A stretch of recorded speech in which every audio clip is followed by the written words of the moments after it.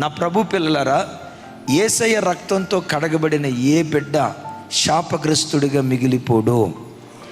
ఏ రోజుకైనా దేవుడు తప్పకుండా నిన్ను దీవిస్తాడు. అయితే దేవుడు దీవించే విధానం ఒకేసారి ఒడిలో వేసేయడు. ఆయన పిల్లలను దేవుడు దీవించే విధానం ఎలా ఉంటుందంటే, క్రమక్రమముగా ఆయన పిల్లలైన మనలను తప్పకుండా దేవుడు ఆశీర్వదిస్తాడు. ఒకేసారి ఎందుకు ఆయన ఆశీర్వదించడంటే, ఆ ఆశీర్వాదాన్ని నిలుపుకోవటం కొంతమందికి చేత కాదు. రెండవది, ఆ ఆశీర్వాదం కొంతమంది బ్రతుకులో భక్తిహీనులుగా మారిపోయే ప్రమాదం ఉంటుంది. అందుకనే దేవుడు తన పిల్లలను ఎలా దీవిస్తాడండి? చెప్పండి, ఎలా దీవిస్తాడు? చుట్టూత కరువున్న చుట్టూత కరువున్న మిక్కిలి గొప్పవాడగు వరకు క్రమక్రమంగా దేవుడు నిన్ను ఆశీర్వదిస్తాడు. అబ్రహామును గొప్పవాడిగా చేశాడు.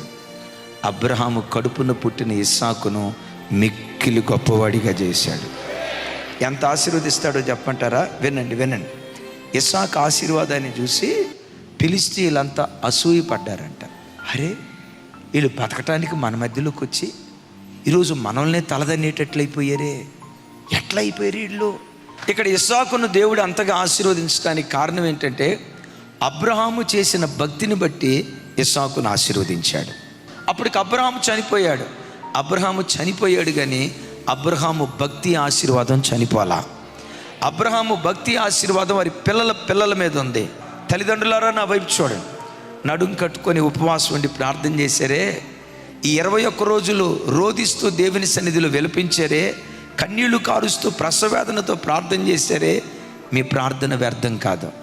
ఈ 21 దినాలు మీరు చేసిన మీ ప్రార్థన మీ పిల్లల తల మీద నిశ్చయంగా దేవుడు నిలుపుతాడు. మిమ్మల్ని బట్టి మీ పిల్లలను తప్పకుండా దేవుడు కనికరిస్తాడు. వారు ఏ దేశంలో ఉన్నా కనికరిస్తాడు. వారు ఏ స్థితిలో ఉన్నా దేవుడు వాళ్ళని కనికరిస్తాడు. అమలారా, నా వైపు చూడండి. అయ్యలారా, మీలో ఎవరైనా పిల్లల విషయమై ఏడుస్తున్నారా? దేవుని రాయబారిగా చెప్తున్నాను, నిన్ను గొప్పవాడిని చేశాడేమో. నీ కడుపును పుట్టిన నీ పిల్లలను మిక్కిలి గొప్పవారిగా దేవుడు వాళ్ళని ఆశీర్వదిస్తాడు. ఎందుకు ఇవన్నీ చేస్తాడో తెలుసా? ఆయనకు శాశ్వత ప్రఖ్యాతి కలుగునట్లుగా. ఏ ప్రఖ్యాతి? నిన్ను దేవుడు దీవించిన విధానం ఆ తరం మాట్లాడుకోవటం కాదు, తరతరాలు మాట్లాడుకునేటట్లుగా దేవుడు చేస్తాడు. నిన్ను గొప్పదానిగా దేవుడు ఆశీర్వదించాడేమో, నీ భర్తను గొప్పవాడిగా దేవుడు ఆశీర్వదించాడేమో, నీ కడుపున పెట్టిన పిల్లలను మిక్కిలి గొప్పవారిగా దేవుడు ఆశీర్వదించునుగాక.